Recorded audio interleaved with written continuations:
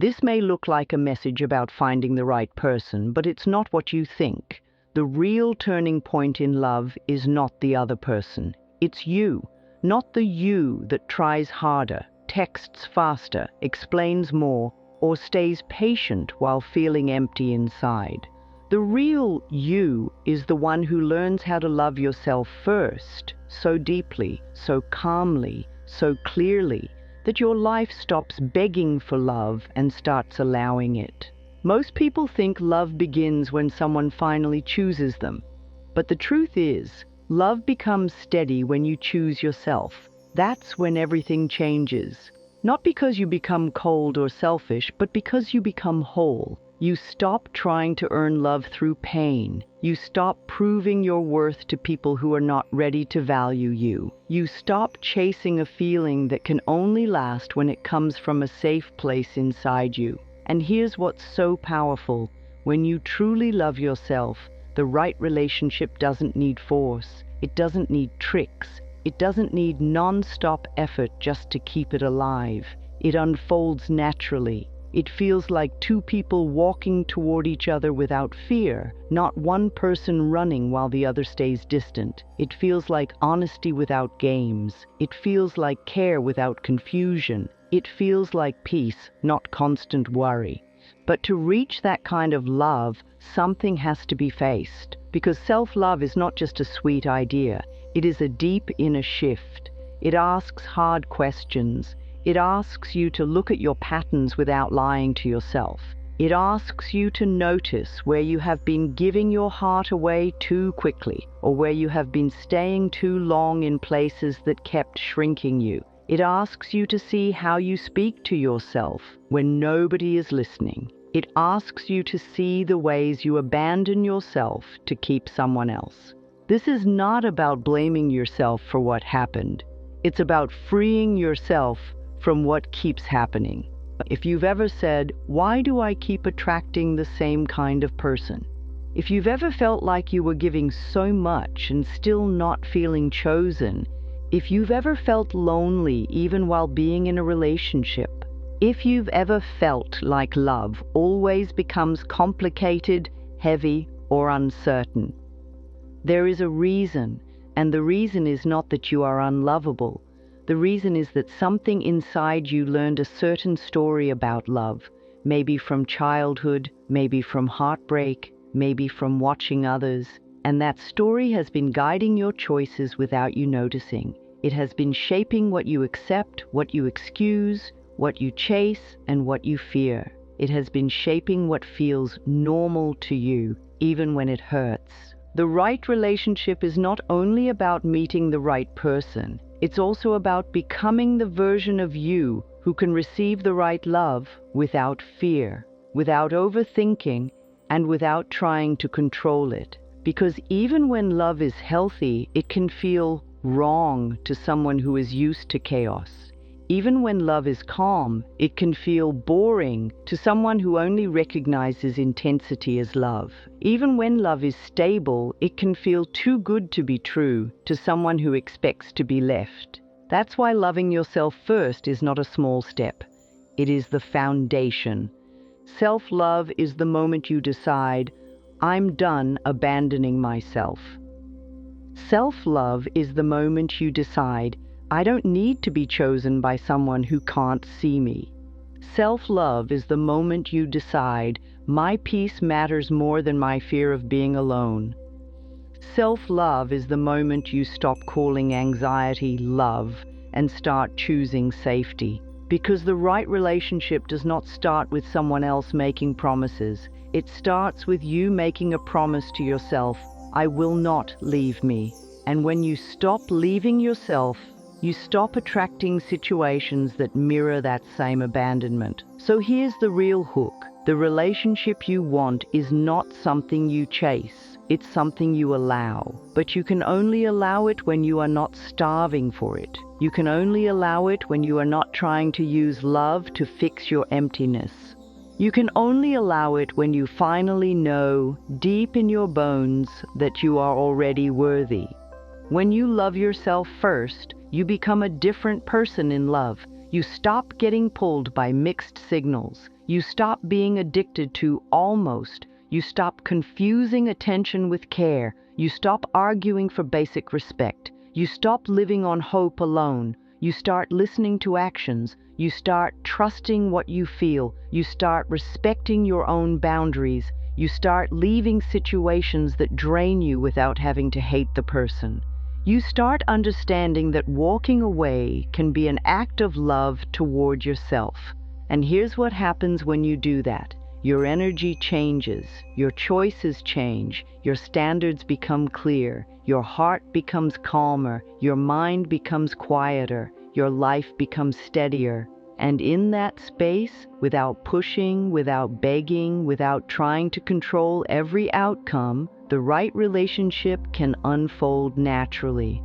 Not because you manifested a person like an object, but because you became the kind of person who naturally matches with healthy love. This is not about becoming perfect before you are loved. You don't need to be flawless. You don't need to be healed from every wound. You don't need to be confident every day. You don't need to never feel fear again. You just need to stop building your love life on fear. You just need to stop letting the need for love make choices for you. You just need to stop chasing people who make you doubt yourself. You just need to stop treating crumbs like a meal. Love yourself first and let the right relationship unfold. That's the path, that's the shift, and it starts right here, inside you. If you don't learn to love yourself first, love can start to feel like a battlefield. Not because you want drama, but because you keep entering relationships with an inner hunger that no one else can truly fill. And when you are hungry, you don't always choose what is good for you. You choose what is available. You choose what gives quick comfort. You choose what feels familiar. You choose what seems like it might finally prove that you are worthy. And that's where people get stuck. When self-love is weak, you may accept things you would never accept if you felt strong inside. You may tolerate disrespect because you're afraid to start over. You may stay in confusion because the idea of being alone feels worse than the pain you're living with. You may settle for a person who is half present because half feels better than none. You may turn small attention into a big sign because you want to believe so badly. You may ignore red flags because you don't want to lose the chance. This is not because you are foolish. It is because pain can make love feel urgent, and urgency makes people overlook truth. Here's the real danger. Without self-love, you may keep repeating the same story again and again, just with different names and faces. Maybe the story is, I always love more than they do. Maybe the story is, people pull away when I get close. Maybe the story is, I have to work hard to be chosen. Maybe the story is, love is always complicated. Maybe the story is, I always get hurt. Maybe the story is, I'm never the priority. Maybe the story is, I'm too much, or I'm not enough. And when you carry one of these stories inside, you don't just think it, you live it. You make choices around it. You act from it. You expect it. You fear it. You search for proof of it. And life has a strange way of giving you what you keep expecting. Not because life wants to punish you, but because your choices and your energy keep moving toward what feels normal. This is why people can be smart, kind, and beautiful, and still end up in painful relationships. Because it's not only about intelligence, it's about inner belief. When you don't love yourself first, you may confuse pain with passion. You may think jealousy is care. You may think anxiety is chemistry. You may think emotional ups and downs mean the bond is strong. You may think being chosen after a struggle is real love. You may think that if you just hold on long enough, the person will finally change and see you. But what if the struggle is not a sign of love? What if the struggle is a sign of misalignment? Think about it. If you have to beg for effort, that's not love unfolding naturally. If you have to chase consistency, that's not love unfolding naturally. if you have to shrink yourself to keep someone, that's not love unfolding naturally. If you constantly feel unsure where you stand, that's not love unfolding naturally. If you feel like you're walking on eggshells, that's not love unfolding naturally. If you have to accept less so the relationship can survive, that's not love unfolding naturally. And the biggest stake is this: when you don't love yourself first, you don't just lose relationships, you lose yourself inside them. You may start with clear boundaries and then slowly break them. You may start with a strong voice and then slowly go quiet. You may start with confidence and then slowly doubt yourself. You may start with joy and then slowly become tense. You may start with dreams and then slowly make your life smaller. And one day you wake up and realize you have been trying so hard to keep someone else that you stopped keeping yourself. That's the price, that's the cost, that's what's at stake. Because love is not supposed to make you disappear. Love is supposed to help you grow. Now here is another stake that people don't talk about enough. When you don't love yourself first, you may sabotage healthy love when it finally arrives. This is important. Sometimes the wrong relationship is not only the one that hurts you, sometimes the wrong relationship is the one you choose because it matches your old wounds. It matches your fear. It matches your belief that love must be earned. It matches your comfort with struggle. And when something healthy comes, something steady, something respectful, something clear, it can feel strange. It can feel unfamiliar. It can even feel scary because your nervous system has learned to be alert, to chase, to worry, to overthink. Calm can feel unsafe to a heart that's used to being on guard. So without self-love, you may run from the very love you want. You may test the person. You may look for hidden problems. You may doubt their intentions. You may create fights to feel something intense. You may feel bored because there is no chaos. You may question why they are so kind.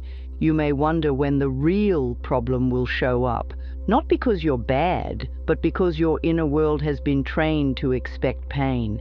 This is why self-love is not a luxury. It's not a trend. It's not just a feel-good idea. It is the inner work that helps your love life stop repeating the same cycles. Because if you don't change what is happening inside you, love will keep showing you the same lesson outside you. You can change your dating app, you can change your city, you can change your style, you can change your standards on paper, you can even change your friends and your routine. But if the inner belief is still, I have to earn love, you will keep choosing situations where love feels like a job. If the inner belief is still, I might be left, you will keep choosing people who stay 1 foot out the door. If the inner belief is still, I'm not enough, you will keep choosing people who make you feel like you must prove yourself. If the inner belief is still, love hurts, you will keep finding love that hurts. And again, this is not because you deserve it. It's because your inner story becomes your relationship pattern. So the stakes are simple but serious. Without self-love, you keep living the same relationship story until you decide to write a new one. And here's the good news. You can write a new one. But you don't start by forcing the world to give you love. You start by changing what love means inside you. You start by changing what you accept. You start by changing how you treat yourself. You start by choosing your own safety, peace, and dignity. When you do that, your entire love life starts to shift. Not overnight, not like magic, but naturally, steadily, and truly. Because the moment you stop chasing love to fill your emptiness, you become someone who can receive love without fear. You become someone who can stay in love without losing yourself. You become someone who can walk away without collapsing. You become someone who can allow the right relationship to unfold. But to understand how this works at a deeper level, you need one simple spiritual idea, an idea that changes everything. Love is a mirror. Relationships don't just show you who the other person is. They also show you who you are being with yourself. They reflect your inner beliefs, your inner wounds, your inner needs, your inner standards, and your inner sense of worth. This doesn't mean everything that happens is your fault. People make their own choices. People can be careless, people can lie, people can hurt you. That is real.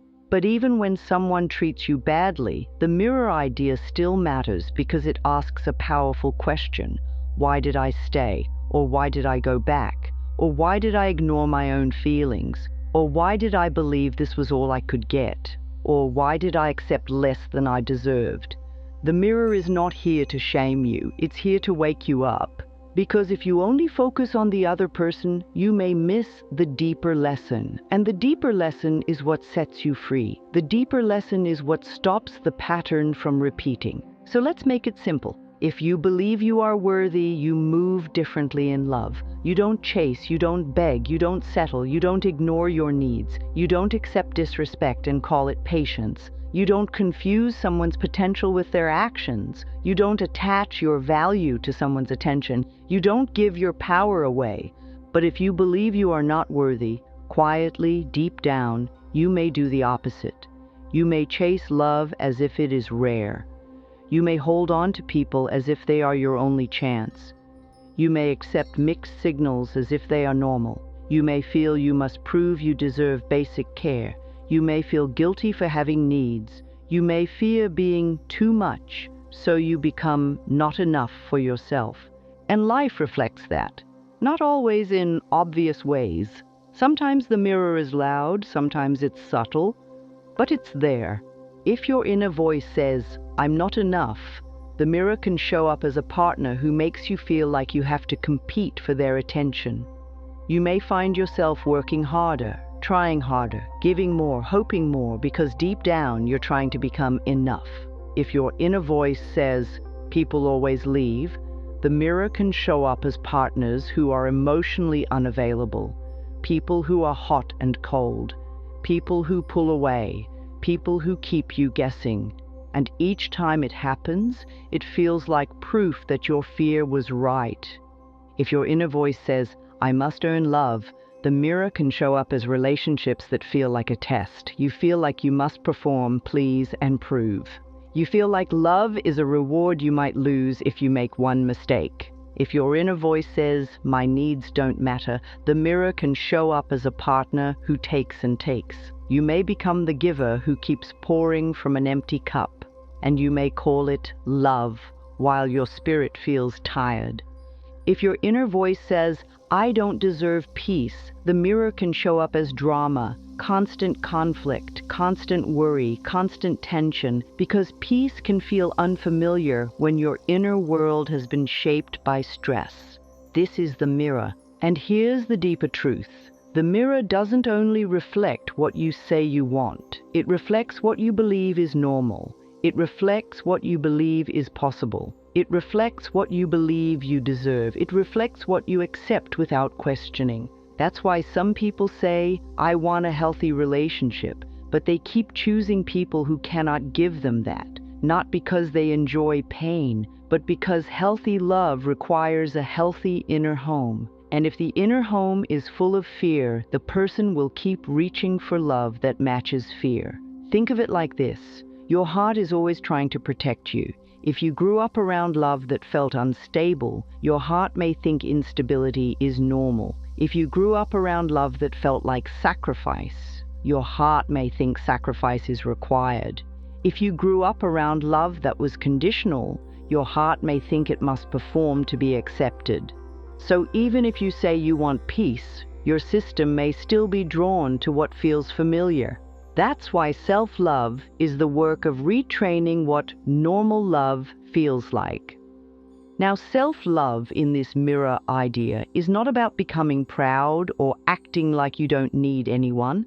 It's the opposite. It's about being honest. It's about saying, "Yes, I want love. And I also want to feel safe. I also want to feel respected. I also want to feel chosen, and I will not betray myself to get it." Self-love means you stop using relationships to fix what you refuse to face inside. Because here's something many people don't realize. When you don't love yourself, you may chase relationships to escape yourself.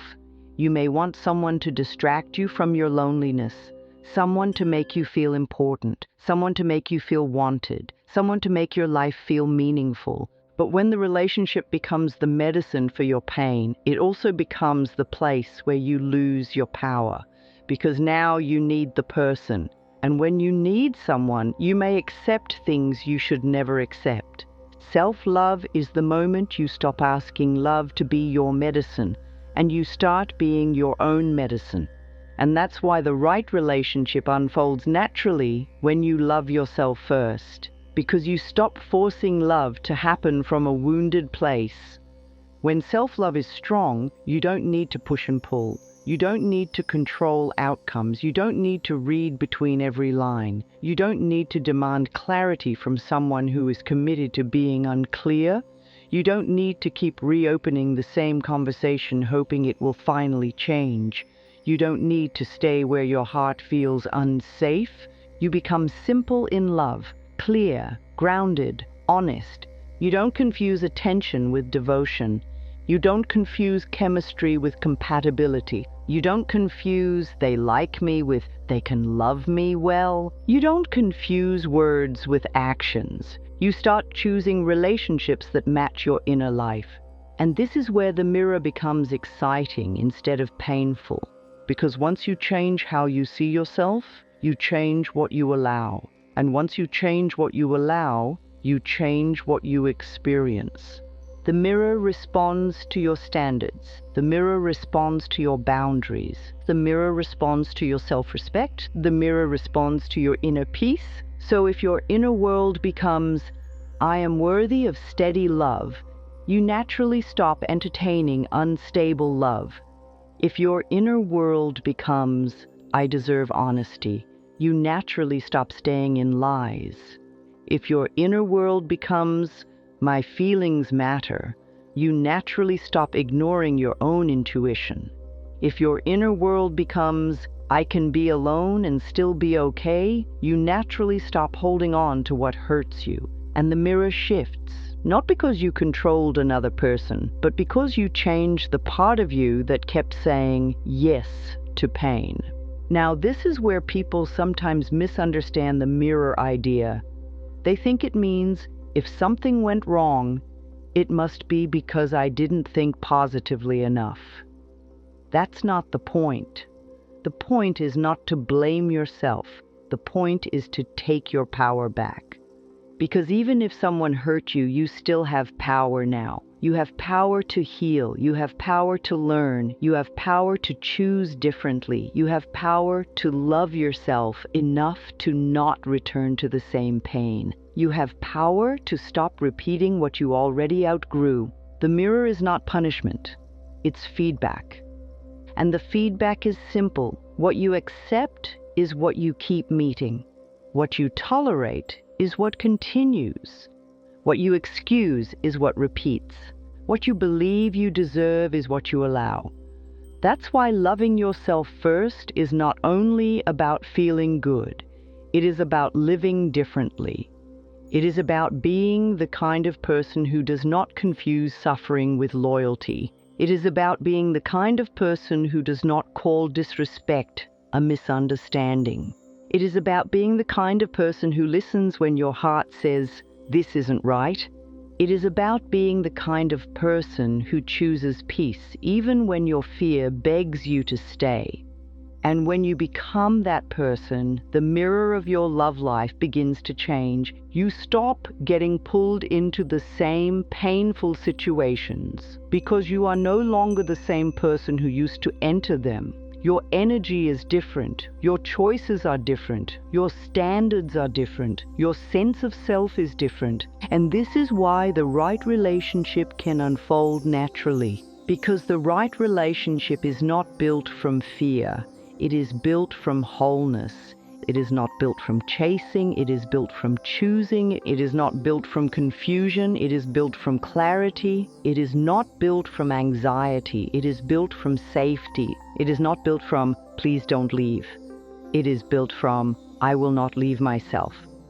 So if love has been hard, if relationships have been painful, if you have been tired of repeating the same story, the mirror is not here to judge you. It's here to show you the door.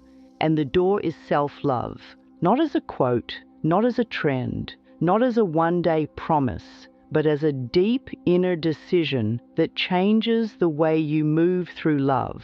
Because when you love yourself first, you stop living love like a test you might fail. You start living love like a space where you can breathe. And in that space, the right relationship doesn't need to be chased. It unfolds. When love feels uncertain, the mind wants control. It wants answers right now. It wants proof right now. It wants security right now. And that's understandable, because the heart doesn't like to feel unsafe. But here's the problem. The way most people try to get security actually creates more insecurity. Think about what happens when you like someone and you start to feel them pull away. The mind starts spinning. You check your phone more, you reread messages, you wonder what you said wrong. You try to be better, you try to be more interesting, more chill, more attractive, more available, or sometimes less available just to get their attention back. You start planning your words, you start timing your replies, you start trying to do it right so they don't lose interest. This is the moment love becomes a performance. And when love becomes a performance, you're no longer in a relationship. You're in a struggle for approval. The outside becomes the focus. What they're doing, what they're thinking, who they're talking to, why they're online but not replying, why their energy changed, why they're not making plans, why they didn't ask about your day, why they seem distant. And the more you focus on the outside, the more you lose connection with your own inner truth. Because the truth is, when love is right, you don't have to force it to stay alive. But many people learned a kind of love that was not simple. Maybe they learned love through mixed signals. Maybe they learned love through chasing. Maybe they learned love through earning. Maybe they learned love through being the good one who gives more. So when love feels calm and clear, it feels unfamiliar. But when love feels uncertain and intense, it feels like home. That's why the trap is so strong. The trap is trying to control the outside because you don't feel stable inside. And it shows up in so many ways. Sometimes it shows up as over-texting. You send more messages than you want to send, not because you have something important to say, but because you want to feel connected. You want to feel close. You want to feel chosen. You want a response that calms your nervous system. But the problem is, every message becomes a small request. Please reassure me. Sometimes it shows up as people-pleasing. You become the person who is always flexible. You agree to plans you don't really like. You ignore your own needs. You keep being easy so you don't get rejected. You laugh at things that hurt. You act like you don't care when you do care. You make yourself smaller so the other person feels comfortable. But inside you feel the quiet sadness of not being fully seen. Sometimes it shows up as over-explaining. You feel the need to convince the other person to understand you, to care, to change, to show up. You keep giving words because you think if you find the perfect words, they will finally get it. But if someone needs to be convinced to respect you, that's already the answer. And sometimes it shows up as staying too long. You keep giving chances, you keep hoping, you keep holding on to potential. You keep telling yourself it'll get better. You keep waiting for the day when it feels safe. And you call your waiting loyalty. But you know deep down you are not at peace. Sometimes it shows up as trying to fix the person. You see their wounds, you see their struggles, you see their fears. And because you are kind, you want to help, but slowly you take on the role of healer, teacher, or savior. And now love becomes work. It becomes a project. It becomes something you carry. But love is not meant to be carried by one person. The biggest sign you are stuck in the trap is this. You spend more time trying to get love than you spend receiving love. You spend more time thinking about the relationship than enjoying it. You spend more time analyzing than feeling safe. You spend more time proving than being valued. You spend more time chasing clarity than living in clarity. And here's the painful truth. Trying to control the outside rarely creates real love.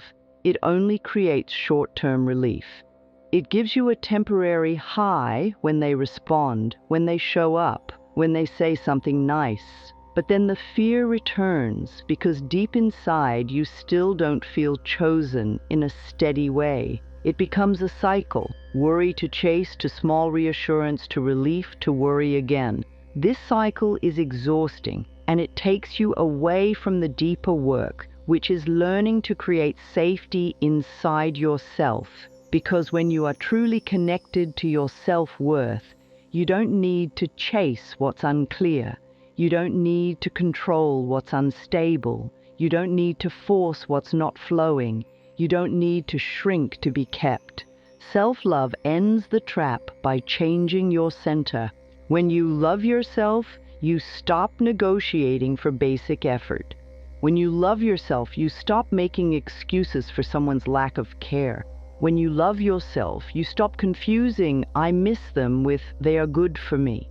When you love yourself, you stop begging for what you already deserve. And this is why the control the outside approach fails, because it treats love as something you can manage, like a problem to solve. But love is not a puzzle. It's a connection. It's a meeting of two people. And that meeting can only be healthy when you are not abandoning yourself to keep it. So if you've been stuck in this trap, don't judge yourself. Most people were never taught how to love from wholeness. They were taught how to love from fear. They were taught to chase. They were taught to endure. They were taught to settle. They were taught that love must be hard. But love doesn't have to be hard. Love can be calm. Love can be clear. Love can be stable. And you don't create that by controlling another person. You create that by changing the way you show up, with yourself first. Many people treat self-love like a mood. If they feel good today, they say they love themselves. If they feel insecure tomorrow, they say they don't. But self-love is not a mood. Self-love is an identity. It's who you decide to be with yourself, no matter what you feel. Because feelings come and go. Some days you feel strong, some days you feel tired, some days you feel confident, some days you feel sensitive, some days you feel open, some days you feel guarded. That's normal, that's human, but identity is deeper than mood. Self-love as an identity means, no matter what happens, I will treat myself with respect. It means you don't talk to yourself like an enemy. It means you don't abandon yourself when you make mistakes. It means you don't punish yourself for having feelings. It means you don't betray your own needs just to keep someone close. It means you don't accept less than you deserve because you're afraid. Self-love is the identity of someone who values their own heart. And when you have that identity, your love life changes in very practical ways. You stop trying to win love by being perfect. You realize love is not something you earn by performing. Real love is something you are ready to receive because you believe you deserve it. You stop feeling guilty for having needs. You understand that needs are not problems. Needs are information. They show you what matters to you. They show you what helps you feel safe and connected. In the right relationship, your needs don't scare the other person. They guide the relationship. You stop chasing people who cannot meet you, not because you hate them, but because you respect yourself. You understand that attraction is not the same as alignment. You can feel a spark with someone and still know they are not good for your peace, and you stop accepting almost. You stop waiting for someone to become consistent. You stop hoping that love will appear after enough patience, because you understand that love is not proven through promises. Love is proven through presence. Self-love as an identity also means you stop making your worth depend on someone's attention. This is huge, because when someone replies fast, you feel good. When they reply slow, you feel anxious. When they compliment you, you feel worthy. When they forget you, you feel small. When they choose you, you feel safe. When they pull away, you feel abandoned. That is not love. That is emotional dependence. Self-love breaks this by giving you a stable inner home. You become your own anchor, so your worth does not rise and fall based on someone else's behavior. Your feelings still matter, of course, but your identity stays steady. Here is the simplest way to test if self-love is your identity or only your mood. Ask yourself what you do when love feels uncertain. Do you chase and lose yourself, or do you pause and stay with yourself? Do you beg for clarity, or do you listen to what the confusion is already telling you? Do you keep giving more, or do you ask, is this balanced? Do you shrink your needs, or do you honor them? Do you stay because you're afraid, or do you choose peace, even if it's hard? Self-love shows up in action. Self-love is not just saying, I deserve better. It's living like you do. It's choosing rest when your body is tired. It's choosing truth when your heart is confused. It's choosing boundaries when your spirit is drained. It's choosing to leave when staying is slowly breaking you. This is why self-love is an identity. It becomes the way you live. And when you live from self-love, you don't need to force relationships to work. You naturally move toward what matches your inner standard. You become calmer in love. You become clearer in love. You become more honest in love. You become more patient but also more firm, because you stop confusing attachment with love. Attachment says, I need you so I can feel okay. Love says, I choose you because we grow well together. Self-love helps you move from attachment to real love. It doesn't mean you never want anyone. It means you don't lose yourself trying to keep anyone. And once self-love becomes your identity, your relationships become a mirror of that identity. You start attracting people who respect you because you respect you. You start attracting steadiness because you have steadiness inside. You start attracting clarity because you are clear.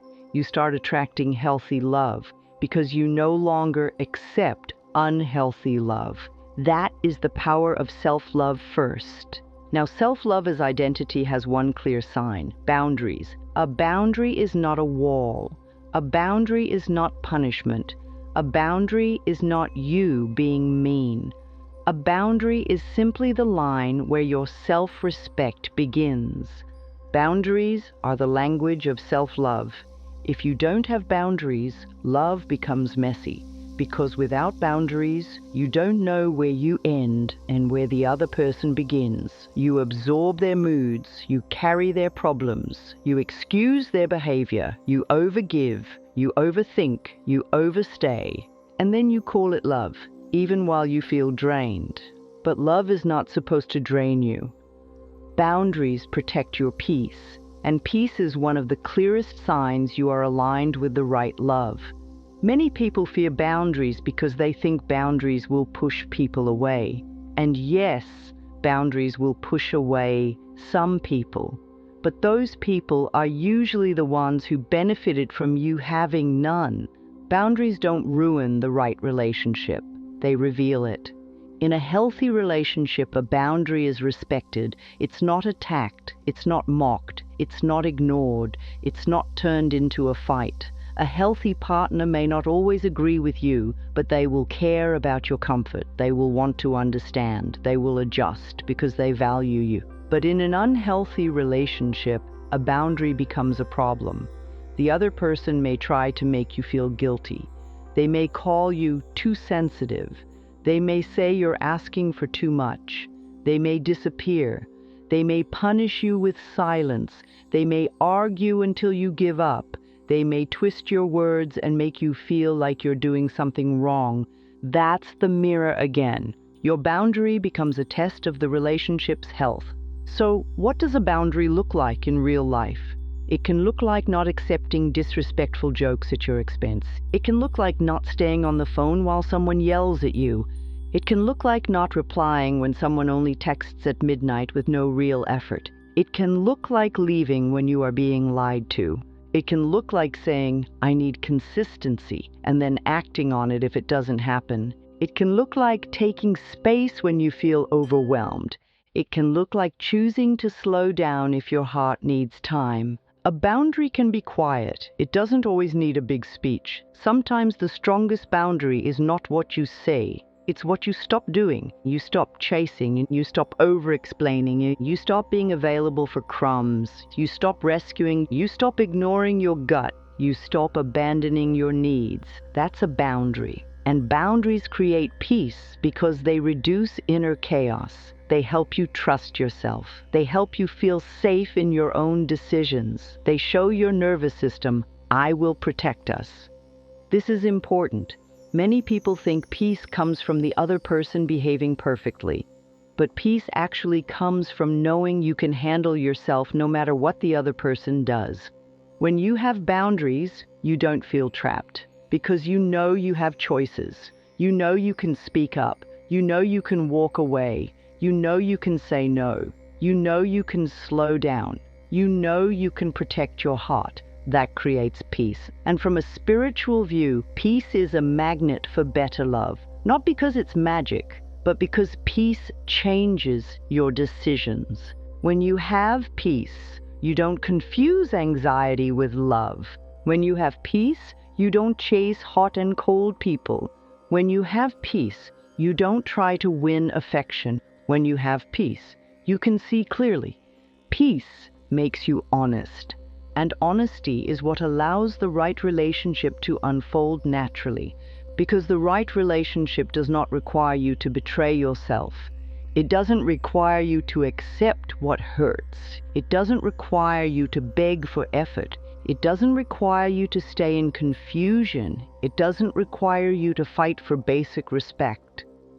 The right relationship can meet your boundaries. It can meet your truth.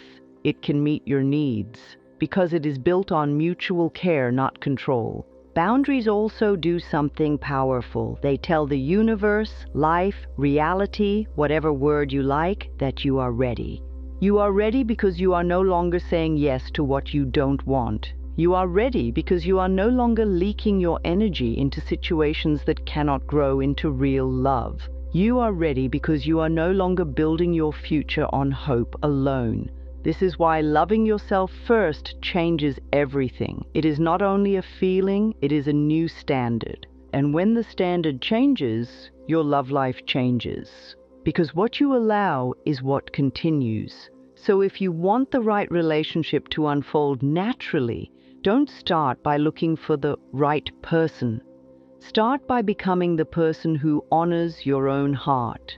Start by practicing the identity of self-love. Start by building boundaries that protect your peace. And as your peace becomes your normal, the kind of love you attract becomes different too. Because love is a mirror, and when the mirror sees self-respect, it reflects self-respect back. There is a quiet belief that sits underneath many love stories, and it shapes everything.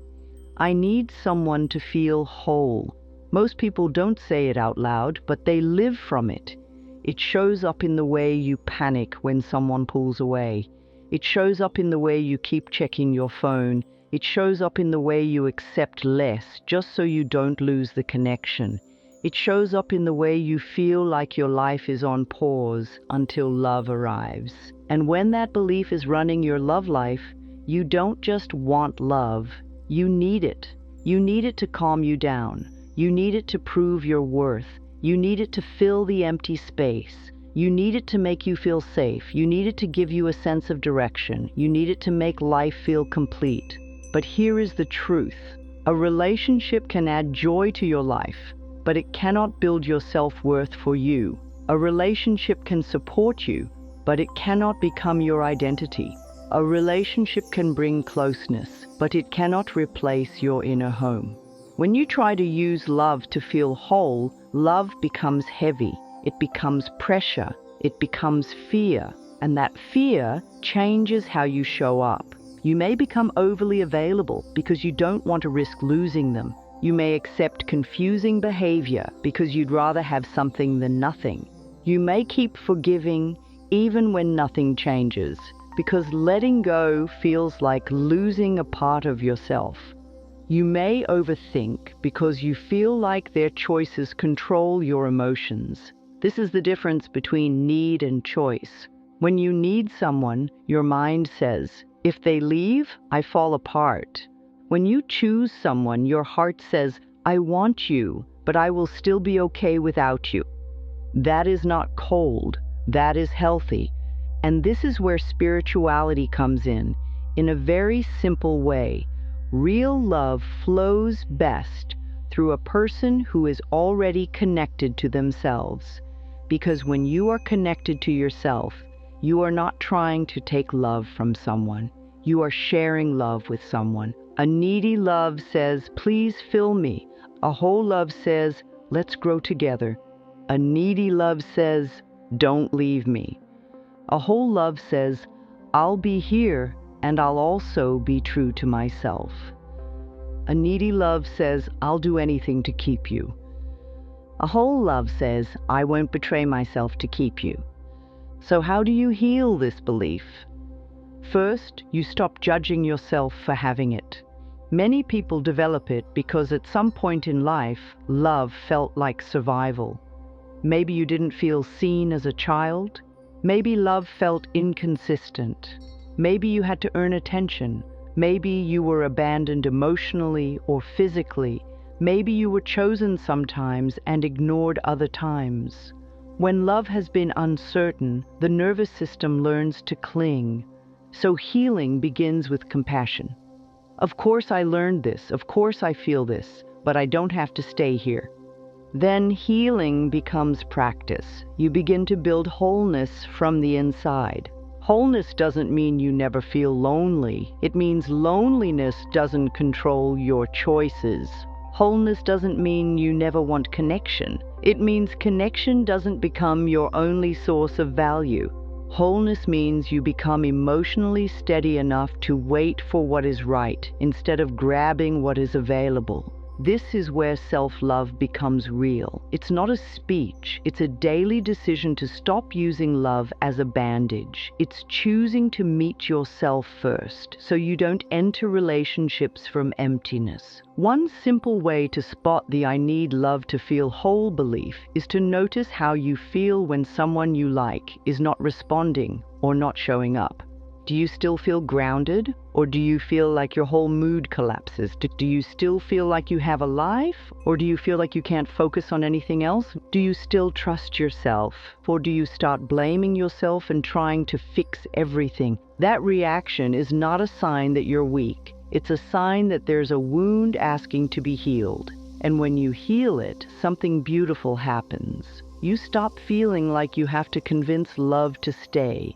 You stop trying to be enough for someone who is not ready. You stop turning relationships into a constant test. You become calmer because your heart is not fighting for survival. And in that calm, you can finally tell the difference between connection and attachment. Connection feels safe. Attachment feels urgent. Connection feels clear. Attachment feels confusing. Connection expands you. Attachment shrinks you. Connection is steady and attachment is a roller coaster. The right relationship unfolds naturally when you are no longer chasing love out of fear. It unfolds when you are whole enough to wait for love that is clear, consistent, and respectful. This is not about pretending you don't care. It's about caring without losing yourself. Now, once you begin healing this belief, the next thing you need to understand is timing. Because even when you change inside, life may not change outside right away. When you start loving yourself first, it can feel like you are doing everything right, but nothing is happening yet. You set boundaries, you stop chasing, you choose peace, you walk away from confusion, you focus on your healing, and still, the love you want may not show up immediately. This is where many people give up. They think, "See, it doesn't work." They think, "Maybe I should go back." They think, "Maybe I'm meant to be alone." They think, "Maybe I should lower my standards." They think, maybe self-love is not enough. But the truth is, change often has a delay. Not because you are doing it wrong, but because you are building a new pattern, and patterns take time to become real in your outer life. For a long time, your choices may have been shaped by fear. Maybe you used to chase, maybe you used to settle, maybe you used to ignore signs, maybe you used to stay too long. Those choices created certain results, and those results can still be around for a while, even after you change. And it's like turning a big ship. Even after you turn the wheel, the ship doesn't instantly face a new direction. It takes time to shift. It takes time for the movement to match the new choice. The same is true in love. When you decide, I will love myself first, life may test that decision, not in a cruel way, more like a mirror asking, do you mean it? Old people may come back. Old patterns may try to return. Old temptations may appear. You may get a message from someone who used to give you crumbs. You may feel lonely on a weekend and miss a person who wasn't good for you. You may see couples and wonder if you made the wrong choice. You may have days where you question your worth. This is the delay period. And what you do in this delay period matters a lot. Because if you go back to what hurt you just to avoid being alone, you teach your heart that self-love is not real. You teach your nervous system that peace is not safe. You teach your spirit that boundaries are optional. But if you stay loyal to the new you, patiently, gently, consistently, you build strength. You start proving to yourself, I can handle this. I can be alone and still be okay. I can miss someone and still choose what's right. I can want love and still wait for healthy love. I can feel lonely without abandoning myself. This is the real work, and this is why the right relationship unfolds naturally later, because you are no longer available for the wrong relationship. Many people don't realize this. When you stop chasing and start choosing peace, you may have a quiet season, a season where it feels like nothing is happening, but something is happening. Your standards are becoming real. Your energy is becoming stable. Your heart is becoming clearer. You are clearing space. You are no longer filling your life with confusion. You are no longer spending your nights overthinking. You are no longer stuck in situationships. You are no longer giving your best to someone who gives you doubts. So it can feel empty at first because the drama is gone, the chase is gone, the rush is gone, the constant messaging is gone, and if you are used to that, peace can feel unfamiliar. But peace is not emptiness. Peace is space, and space is where healthy love grows. This delay also teaches you something important. The right love does not require panic. It does not require rushing. It does not require games. When love is right, it is not built on fear of losing. It is built on trust and steady effort.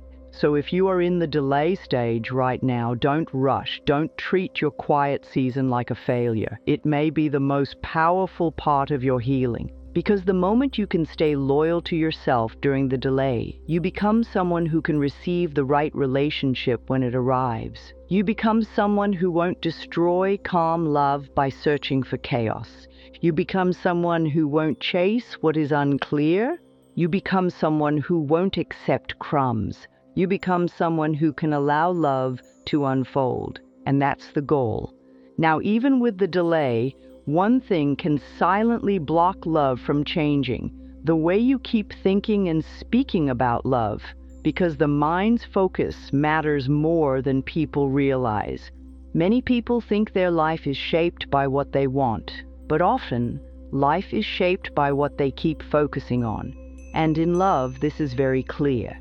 If your focus is constantly on what is missing, you start living in lack. If your focus is constantly on betrayal, you start expecting betrayal. If your focus is constantly on being rejected, you start feeling rejected even before it happens. And that focus shapes your energy, your choices, and what you allow. This doesn't mean you should pretend everything is fine. It means you should understand the power of your focus. Think about how people talk when they're hurt.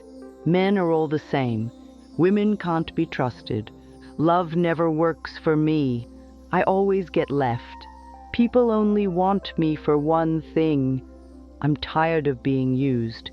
Nobody chooses me. These statements are not just words. They become a lens. They become a worldview. They become the story your mind searches to confirm. And once the mind has a story, it will collect evidence for it. If you believe nobody chooses me, you may ignore people who do choose you because it feels unfamiliar. You may chase the person who doesn't choose you because that matches your belief. And then you say, "See, nobody chooses me." The story becomes stronger. If you believe love always hurts, you may distrust kindness. You may question peace. You may feel bored when things are stable. You may be drawn to intensity and emotional ups and downs because your system thinks that's love. And then when it hurts again, you say, "See, love always hurts."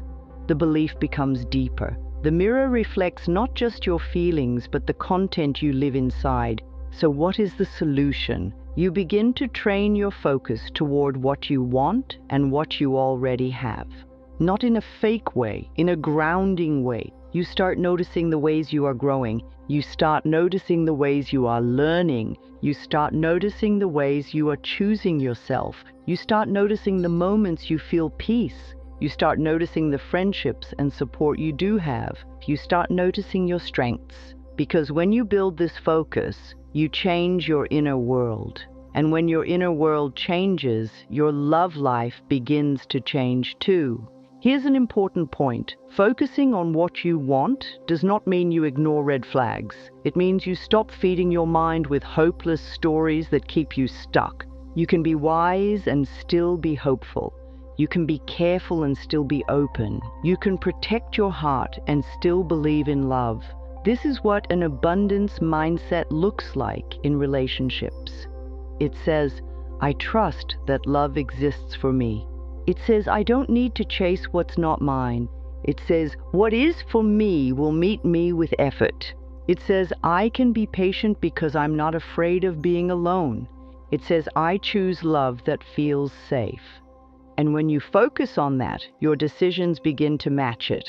You stop entertaining people who offer only confusion. You stop giving access to people who don't value it. You stop seeing yourself as unlucky in love. You stop expecting pain as the normal ending.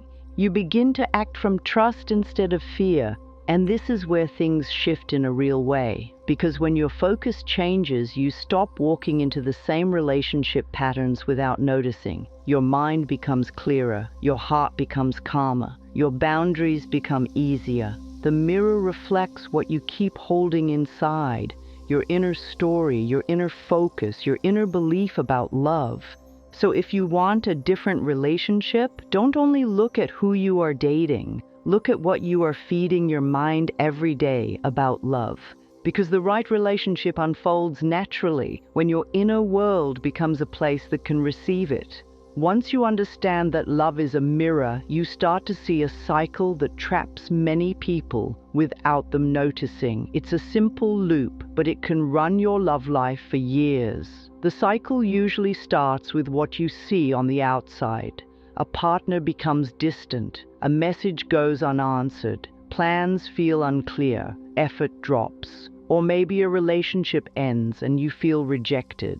You look at what happened and your mind creates a meaning from it. You tell yourself a story. You might say, "See, I'm not important," or "I knew they would leave," or "People can't be trusted," or "I always give more," or "Love never works for me." Then that story becomes your inner attitude. It becomes the energy you carry. It becomes the way you show up the next time. And when you show up with that attitude, you make choices that match it. You may chase more because you fear being left. You may settle because you think you can't do better. You may ignore warning signs because you want it to work so badly. You may test people because you don't trust them. You may close off because you don't want to get hurt again, and the cycle continues. This is how it works. You observe something painful, you form a belief, and then you live from that belief, and life reflects it back. Not because life is against you, but because your belief shapes your actions, your standards, and what you allow. So the mirror cycle looks like this.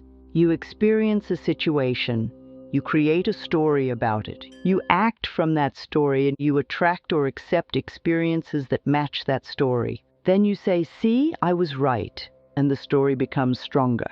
That's why someone can leave one painful relationship and enter another one that feels different at first, but ends the same way. Different person, same pain, different start, same ending, different promises, same confusion.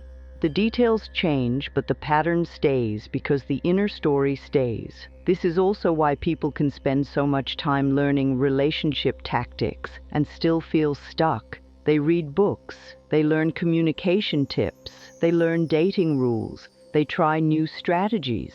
And some of it can help, but only for a while. Because if the core story inside is still fear, the fear will quietly take control again. Fear will say, chase them before they leave. Fear will say, stay quiet so you don't upset them. Fear will say, accept less so you don't lose them. Fear will say, overgive so they don't forget you. And then you're back in the same cycle. The mirror cycle also has a very addictive feeling to it, because when love is unstable, your nervous system is always on alert. You feel high when things are good and low when things are bad. You feel relief when you get attention and panic when you don't. It becomes a roller coaster, and over time your body can start to confuse the roller coaster with love because it feels intense. But intensity is not the same as health. A healthy relationship can still have passion, but it doesn't constantly threaten your peace. It doesn't make you feel like you're about to lose yourself. It doesn't keep you guessing. It doesn't make you feel like your worth depends on someone's mood. The mirror cycle is not only about who you attract, it's also about what you keep accepting. If your inner story is, I'm lucky if anyone loves me, you may accept crumbs. If your inner story is, I have to earn love, you may tolerate disrespect. If your inner story is, love always leaves, you may cling to people who are not right for you. So the cycle keeps turning. And the main reason it keeps turning is because most people start their love decisions from the outside. They let the outside decide the inside. They let the current situation create the inner attitude. They let fear write the story. But there is another way. There is a way to reverse the cycle so you stop being controlled by what you see today and you start shaping what you live tomorrow. If the mirror cycle begins with reacting to the outside, the new cycle begins with choosing the inside first. This is the moment you stop letting your past control your future. This is the moment you become the source of your love life instead of waiting for love to rescue you. Here is the biggest shift. You don't start with what you're getting. You start with what you're becoming. Instead of saying, let me see what they do and then I'll decide how I feel, you say, I choose how I feel about myself, and I will only accept what matches that. Instead of saying, let me wait until love feels safe, you say, I create safety inside and I choose love that respects it. Instead of saying, I'll love myself after someone chooses me, you say, I choose myself now, and I will no longer chase people who cannot choose me back. This doesn't mean you become closed. It means you become grounded. Because the truth is, the outside world always has a delay. The relationship you see today is often the result of the choices you made yesterday. If your past choices were based on fear, your current reality may still carry fear. That's why changing your love life starts with changing your inner decision first. So how do you reverse the cycle? You begin with the image of who you are in love. You decide, I am someone who is worthy of clear love. I am someone who is respected. I am someone who is chosen without games. I am someone who does not beg for effort. I am someone who listens to my feelings. I am someone who leaves what hurts me. I am someone who can be alone and still be okay. This is not pretending. This is setting a new standard. Then, instead of staring at what's wrong, you confirm what's right. You look for small proof that your new standard is real. You look for signs that you are changing. And those signs matter because they build trust inside you. Maybe you didn't text back right away because you didn't want to chase. That's proof. Maybe you said no to a plan that didn't feel good. That's proof. Maybe you stopped explaining yourself to someone who didn't listen. That's proof. Maybe you ended a situation that was draining you. That's proof. Maybe you spent time with yourself and felt okay. That's proof. Maybe you felt lonely but didn't go back to someone who hurt you. That's proof. This is how the mirror changes, not with one big moment, but with many small choices. And the more you choose yourself, the more your life responds. Slowly you start meeting people who match your peace. Slowly you stop being attracted to chaos. Slowly you stop seeing confusion as exciting. Slowly you start wanting love that feels calm and real. And here's what's important. Reversing the cycle is not about controlling love. It's about removing what blocks love. When you love yourself first, you stop blocking love with fear. You stop blocking love with chasing. You stop blocking love with accepting less. You stop blocking love by ignoring your own needs. You stop blocking love by staying in relationships that teach your heart that pain is normal. You create space. And in that space, the right relationship can unfold naturally because you are no longer fighting yourself. You're not forcing. You're not begging. You're not trying to convince. You're not trying to win. You're choosing. You're choosing yourself. And from that choice, you begin to choose love that can actually grow. Here is a simple practice that can change your love life, not because it's magic, but because it trains your inner world to feel safe with you. And when you feel safe with you, you stop chasing people to feel safe. This exercise is short. It doesn't need perfect focus. It just needs honesty and daily effort. Start with 1 minute of stillness. Sit down, put one hand on your heart, and take slow breaths. Let your body settle. Let your mind slow down. Even if thoughts are still there, just breathe anyway. The goal is not to be empty. The goal is to return to yourself. Then say one simple sentence out loud. I choose myself today. Say it slowly. Say it like you mean it, because this is the new foundation. This is the new identity. Next, ask yourself one question and answer it on paper. If I truly loved myself today, what would I do? Keep it small. Keep it real. Maybe it's, I would stop checking their social media. Maybe it's, I would stop sending the extra message. Maybe it's, I would go for a walk instead of overthinking. Maybe it's, I would eat well and sleep on time. Maybe it's, I would tell the truth about what I need. Maybe it's, I would stop accepting late-night crumbs. Maybe it's, I would take space from someone who drains me. Then do that one thing, not 10 things, just one. Self-love becomes real when it becomes action. After you do it, close with a calm reminder. The right love meets me with peace, not panic. Again, say it slowly. Let your body hear it. Let your heart learn it. If you do this daily, something changes. You start to trust yourself. You start to feel stronger. You start to feel less pulled by mixed signals. You start to feel less scared of being alone. You start to feel more clear about what you want. And because you're more clear, you start to make choices that protect your peace. This exercise is not to get a relationship. It's to become ready for the right one. It's to become the version of you who doesn't lose themselves in love. And that is the whole point. The right relationship does not come from chasing the right person. It comes from becoming the right home for love inside yourself. When you love yourself first, you stop making love a struggle. You stop turning relationships into a test. You stop trying to earn what should be freely given. You stop accepting confusion as normal. You stop calling anxiety chemistry. You stop staying where your heart feels unsafe. And in that shift, love begins to feel different. You feel different. You become calmer because you're no longer waiting for someone to tell you that you matter. You become clearer because you're no longer arguing with signs you already understand.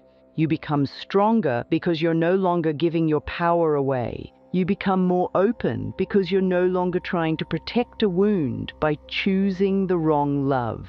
Loving yourself first does not mean you don't want love. It means you want love that matches your worth. It means you want love that grows you, not love that drains you. It means you want love that is steady, honest, and real. And the most beautiful part is this. When you stop forcing love, you create space for love to unfold. When you stop chasing, you become someone who can be met. When you stop begging, you become someone who can receive. When you stop settling, you become someone who naturally aligns with better. So if your heart has been tired, let this be your new beginning. Choose yourself, not once, but daily. Choose yourself when you feel lonely. Choose yourself when you miss the wrong person. Choose yourself when your mind tries to rush. Choose yourself when fear tells you to settle. Choose yourself when you're tempted to go back to what you already outgrew. Because the right relationship is not built on fear, it's built on peace. If this message spoke to you, like and subscribe, share it with someone who needs it, and leave a comment. What is one way you're choosing yourself this week?